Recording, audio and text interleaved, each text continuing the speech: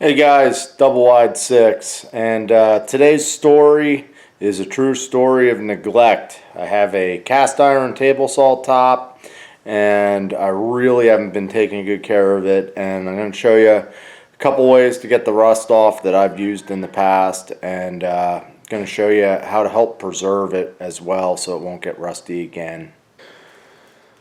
So here's my table saw. This thing is a Grizzly, and it's a 10-inch table saw, and as you can see, the top just hasn't been cared for. So today what we're going to do is just try and clean this up. I don't think I'll be able to get it 100%, but we'll definitely get it looking better.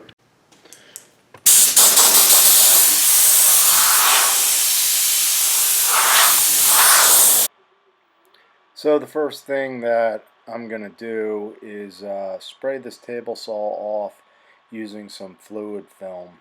This is pretty good stuff for the table saw, and it won't hurt the saw in any way. So you want to put a good coating on there and let it sit about 10 minutes.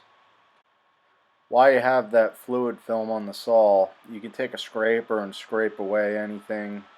This is, I think it's dried epoxy, so I'm just using a scraper to try and get it off. Using a standard window scraper is really a great way to remove any high spots or rust. It'll take away most of the work and save you from having to scrub so hard to get off that rust. I took the throat plate off the table saw because it was slightly higher than the saw top, and I didn't want to hit it with my knife. You can see I'm rubbing on this using a Scotch-Brite pad. I prefer the Scotch-Brite because it's not as rough as steel wool, and it's a little bit more gentle on your saw.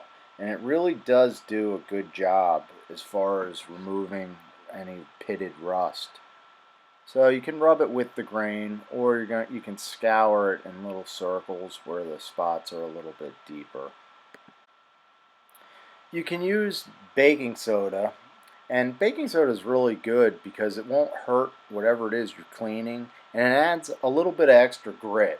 So I'm sprinkling on, and I'm just going to rub it with the Scotch-Brite pad, and it really helps to make that rust come off just a little bit easier.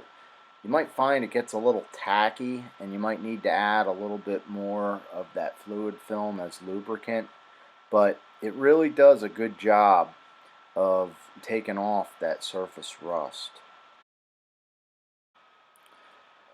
Depending how big the area is that you're trying to sand the rust off of, you can use a palm sander. A hook and loop palm sander works great.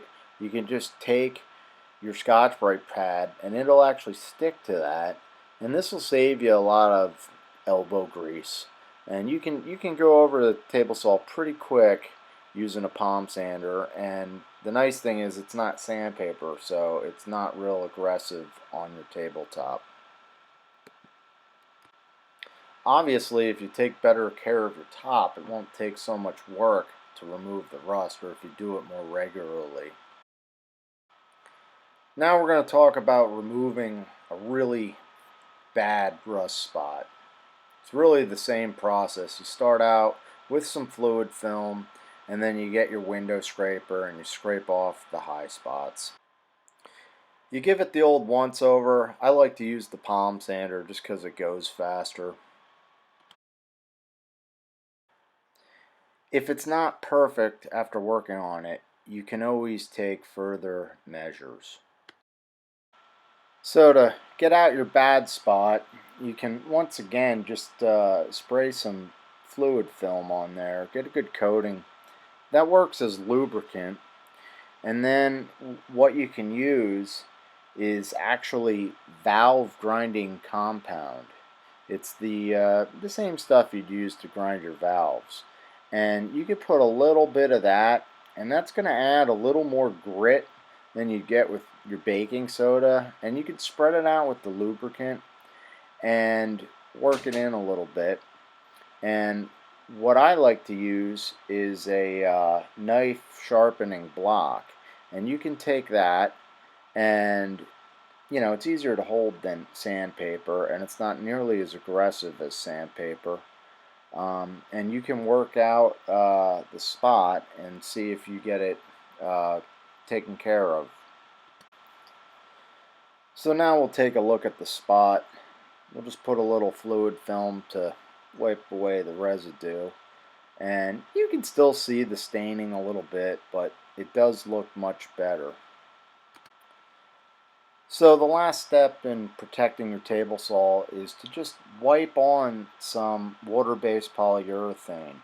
So I'm just rubbing it on here to help protect it. The last thing to do is to right away rub away the water-based polyurethane.